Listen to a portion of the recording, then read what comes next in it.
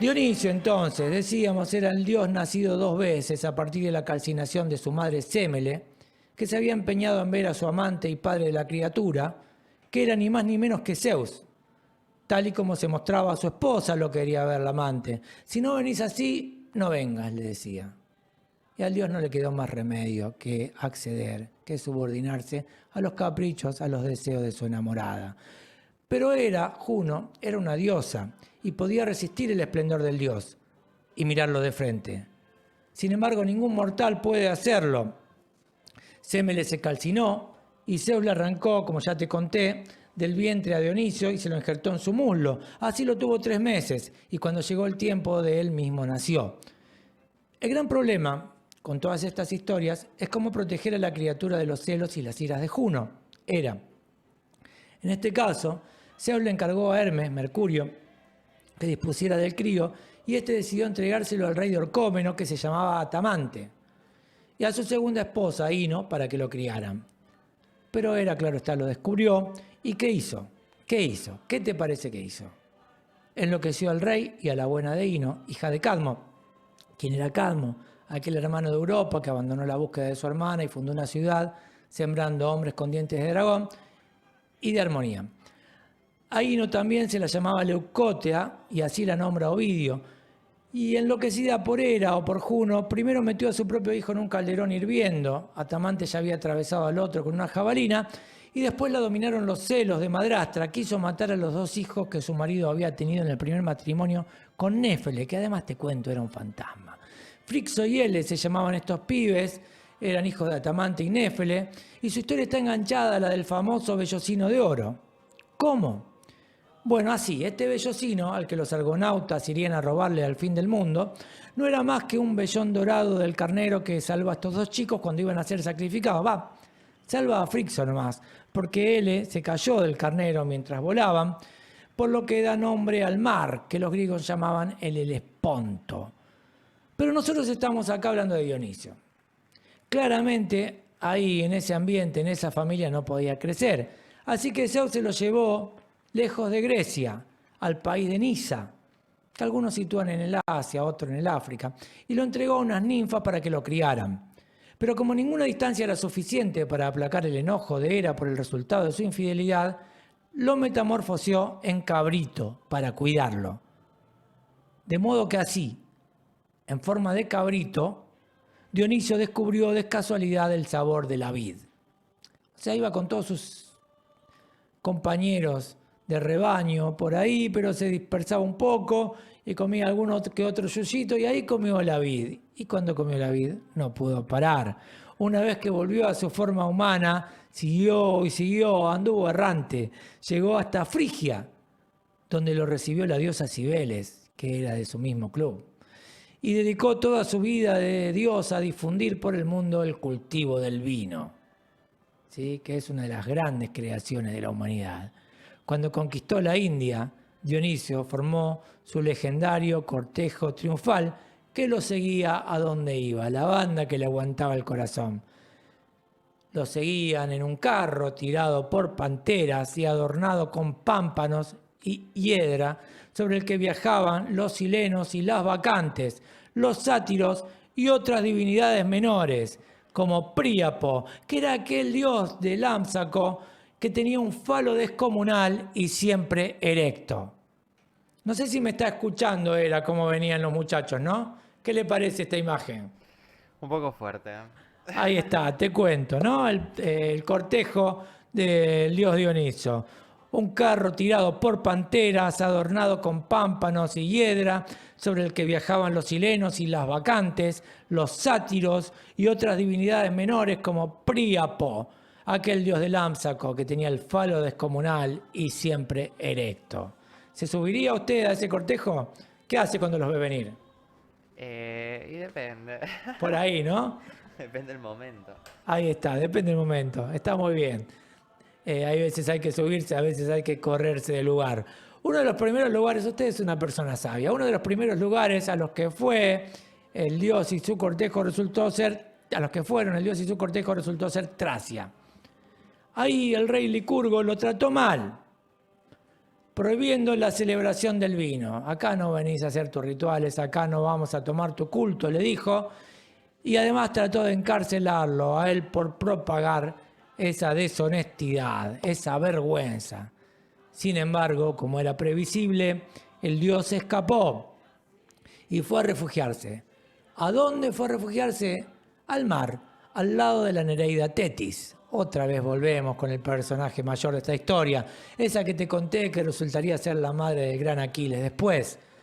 Bueno, ahí estaba en el mar, pero lo que sí hizo Licurgo, emperrado como estaba en ir contra esta gente, era casi una policía de la moralidad del Licurgo, fue a capturar a las bacantes. Sin embargo, te cuento, esa no fue una jugada inteligente.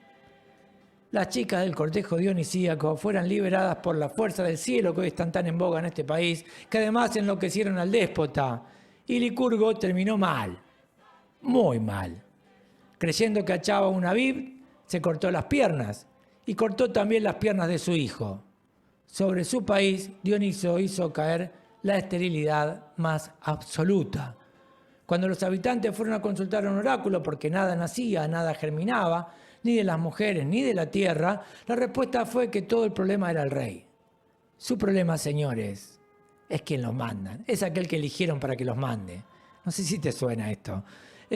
Así que se deshicieron de él de la forma más violenta. Lo ataron a 4 caballos, que usaron después para que corrieran cada uno hacia una dirección distinta. ¿Qué te parece esta manera? Lo ataron de 4 caballos y usaron los caballos para que corrieran hacia los 4 puntos cardinales. Fueron bastante leves, pudo haber sido peor. Pudo haber sido peor. Bueno, no sé si pudo haber sido peor, pero de esta manera la tomaron históricamente. Por ejemplo, los españoles en el Cusco, cuando mataron a José Gabriel Condoncarqui, Tupac Amaru II, de esta misma forma, intentando descuartizarlo, cosa que no lograron. Bueno, la cuestión es que el Dioni, después de que esto pasó, se fue a Beocia, que era aquel país fundado por Cadmo y cuya capital ahora era Tebas, que había sido la patria de su madre. Ahí el que reinaba era Penteo, su primito, hijo de Ágave, su tía materna. La madre de Dioniso, ¿te acordás? Era Semele, aquella que se calcinó mientras estaba embarazada de él por querer ver a su amante, que era Zeus. Bueno, la cuestión es que la tía materna, un tanto envidiosa de su hermana, un tanto celosa de su hermana, que tenía tratos amorosos con el dios, Ágave, había boqueado por ahí que Semele en realidad había tenido una historia con un pibe que tocó y se fue, y por eso le echaba la culpa de su embarazo a Dios. Bueno, ¿para qué te cuento? El Dioni enloqueció a su tía, que participó de las fiestas de las bacantes, y convenció al primito que primero lo había querido encerrar, y después lo convenció de que fuera a ver qué estaban haciendo las chicas en el culto, en el bosque, entre las que estaba su propia madre, Ágave, quien, creyendo que cazaba y mataba a un animal para comérselo, así como estaba crudo nomás, mató a su propio hijo, que era quien estaba mirando, y clavó su cabeza en un palo, exhibiéndolo como un trofeo, volviendo a las calles del pueblo con un palo en el que tenía la cabeza de su hijo enarbolada. Linda imagen, ¿no? También en Tebas, Dionisio enloqueció a las hijas de Preto, ¿viste? Mucho vino te enloquece. Estas chicas se negaban a participar del culto al dios. Hay que tomar un poquito de vino, un poquito nomás. No negarse, porque terminaron percibiéndose vacas y ahí corrían por el país mugiendo y alimentándose de pasto. De ahí Dioniso pasó a Naxos y quería pasar a Naxos y contrató un barquito, pero resultó ser que era un barco de piratas y los muchachos no tuvieron mejor idea que la de tomarlo como esclavo. Cuando se dio cuenta que estaban yendo hacia un lado que no era el acordado, metamorfoseó los remos en serpientes, llenó el barco de hidra e hizo que resonaran flautas invisibles que enloquecían a los tripulantes. Con el barco paralizado por las enramadas de parra, los piratas enloquecidos se arrojaron al mar. Entonces ahí, con un gesto de bondad, ¿qué hizo? Los metamorfoseó en delfines. Por eso los delfines son tan amigos de los humanos y no atacan los barcos, ni escapan de los barcos, sino que los acompañan en sus travesías. Los delfines, escúcheme bien, Eva, los delfines son piratas metamorfoseados. Y por eso, cuando usted va a nadar con los delfines, está nadando con un pirata por ahí. Bueno, La cuestión es que después de esto el poder de Dioniso fue reconocido por todo el mundo, pero todavía le quedaba enamorarse de Ariadna, a quien rescató en Naxos, isla a la que finalmente llegó, donde Ariadna había sido abandonada por Teseo. Ariadna es aquella del hilito, el que le dio el hilo a Teseo para que pudiera derrotar a su hermano, el Minotauro, y escapar del laberinto sin perderse. La cuestión es que Teseo la abandonó en Naxos, que fue la primera parada. Después Teseo hace todo mal.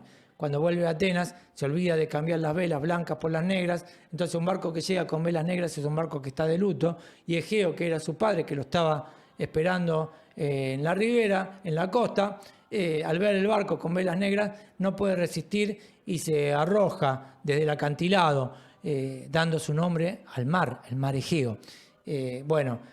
Pero antes de que todo esto pasara, en la primera parada en la isla de Naxos había abandonado a Ariadna, que fue por amor aquella que dejó a su familia y le permitió a él regresar con vida, ¿no?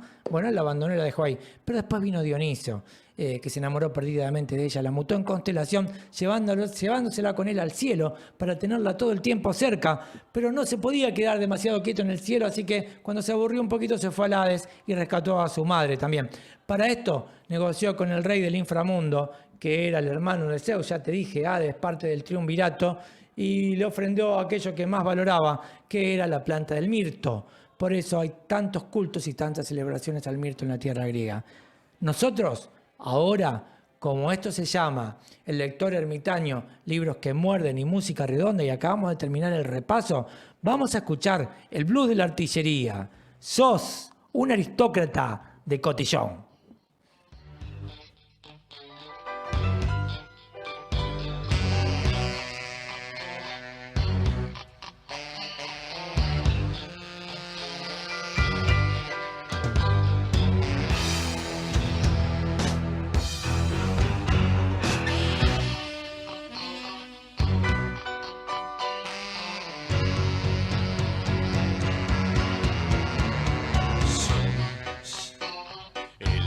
Del Club París.